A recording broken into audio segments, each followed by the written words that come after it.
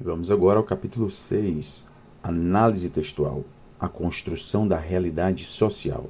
O foco neste capítulo está voltado para aqueles aspectos da análise de texto que se relacionam com a função ideacional da linguagem e com os sentidos ideacionais, ou com a construção da realidade social. Então a ênfase está no papel do discurso na significação e na referência. Então, o discurso como algo que constitui, reproduz, desafia e reestrutura os sistemas de conhecimento e crença. E os dois exemplos discutidos aqui são um extrato sobre cuidados pré-natais de um livreto para futuros pais. E os tópicos analíticos específicos analisados aqui são os conectivos e argumentação, transitividade de tema, significado de palavra, criação de palavras e metáfora. O trecho, pessoal, analisado aqui foi retirado do livro do bebê, um livreto dirigido a futuros pais pelos hospitais, né? Então, assim, não vou fazer a leitura de todo esse texto aqui, mas ele vai estar disponível em anexo para vocês realizar a leitura e acompanhar aqui os comentários que são feitos. Analisando certos aspectos da coesão textual e da estrutura frasal nesse exemplo, a gente tem este procedimento nos fornecendo um meio de olhar para a espécie de argumentação que é usada e a espécie de padrões de racionalidade que ela pressupõe. Isso nos dá alguma percepção dos tipos de identidade social que são construídos no texto. Então, o texto ele nos traz os tipos de identidade social, principalmente no que diz respeito à voz médico-científica e o ethos que ela contém. Os produtores do texto estão claramente identificados com o corpo médico. A evidência mais explícita disso está no segundo parágrafo da seção intitulada À Primeira Vista. O primeiro e terceiro períodos desse parágrafo prevêem que o corpo médico desejará saber e perguntar. O segundo período é uma explicação sobre o porquê das perguntas, mas o conhecimento científico no qual o corpo médico baseia suas práticas é significativamente traduzido por palavras como o que nós sabemos. Esse nós marca a ligação entre os produtores do texto, como participantes no processo discursivo, e o corpo médico como participante do processo de assistência pré-natal. Há, no entanto, um exemplo de distanciamento entre os dois. No segundo período do primeiro parágrafo, sob o título Exame, o comentário acrescentado O que não é surpreendente sugere como a voz do mundo da vida do futuro paciente, ou mesmo do corpo médico em sua condição não profissional. Mas note o contraste nas vozes entre o comentário e a segunda oração do período, já que as mulheres pequenas, em geral, têm a pelvis ligeiramente menor do que as mulheres altas, o que é uma oração explicativa. A oração está na voz médica. Pelvis é um termo médico. A oração consiste em uma afirmação com autoridade, que nós consideramos estar baseada na evidência médico-científica. Ela é também de longe a mais típica do exemplo como um todo. A maioria das orações explicativas está na voz médica. O abrandamento da afirmação, em geral, é interessante. De um lado, sua indeterminação sugere uma mudança para a voz do mundo da vida, enquanto, por outro lado, marca o ethos cuidadoso que nós associamos com a medicina científica. Claramente, quem dá segurança é o corpo médico. As orações explicativas ou de propósito, consistentemente apresentadas na voz da medicina, dão a espécie de racionalização e argumentação que se pode esperar do corpo médico, o que contribui para a construção do ethos médico-científico. Então, pessoal, uma análise da coesão nesse exemplo permite que se observe o seu modo de argumentação e de racionalidade, e assim permite a observação de como a voz e o ethos médico-científico estão construídos no texto. Os marcadores coesivos têm de ser interpretados pelos intérpretes de textos como parte do processo de construção de leituras coerentes dos textos. Então, pessoal, a coesão aqui ela é um fator na coerência. A dimensão ideacional da gramática da oração, usualmente referida na linguística sistêmica como transitividade, lida com os tipos de processos que são codificados em orações e com os tipos de participantes envolvidos. Dois tipos principais de processos são processos relacionais, onde o verbo marca uma relação, como ser, ter, né? Então essas relações elas são marcadas entre os participantes. E temos os tipos de processos de ação, onde um agente age em direção a um objetivo. O livro da gravidez contém muitos processos de ação com você na função de agente, e muitas de suas orações têm você como tema. Uma característica final de transitividade é o grau de nominalização.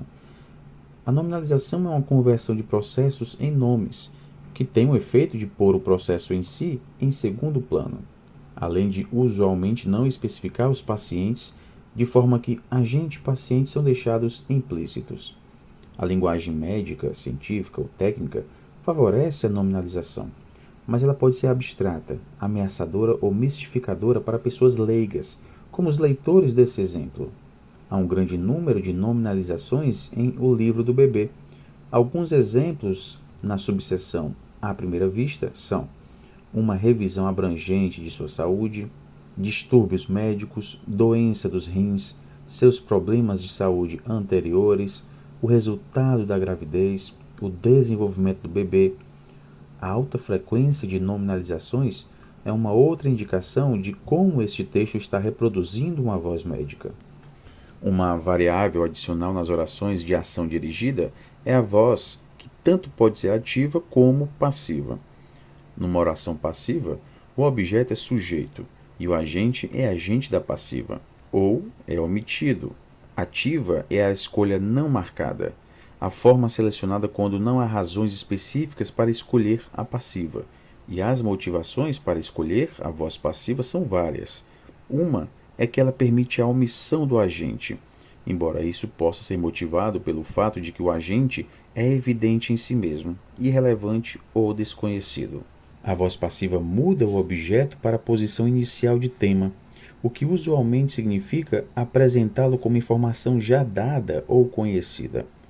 A passiva também muda o agente, senão o omite, para a posição proeminente no final da oração, onde em geral encontramos a informação nova. As metáforas, pessoal, fazem parte de todos os tipos de linguagem, e em todos os tipos de discurso elas também se fazem presentes, mesmo nos casos menos promissores, como o discurso científico e técnico. Quando nós significamos coisas por meio de uma metáfora e não de outra, estamos construindo nossa realidade de uma maneira e não de outra.